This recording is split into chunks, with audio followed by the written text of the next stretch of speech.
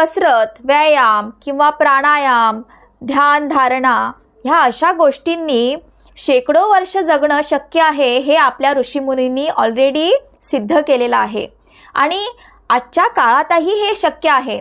जरी शेकडो वर्ष नसलं तरी अगदी आपण 100 तर नक्कीच गाठू शकतो आणि ही 100 चांगल्या रीतीने गाठण्यासाठी आपल्याला ह्या गोष्टी अनिवार्य आहेत। जेव्हा आपण म्हणतो अकाली वृद्धत्व आलेलं आहे म्हणजे काय, तर आपले जे रक्तवाहिन्या असतात त्यांच्यामध्ये अनावश्यक असे घटक साचून त्या कडक बनतात आणि त्यांच्यामुळे त्यांचं जे काम करण्याची क्षमता असते ती हळूहळू कमी होते।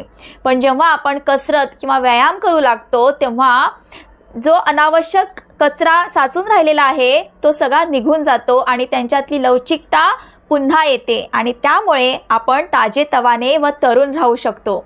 म्हणून आजपासूनच कसरत करायला सुरुवात करा।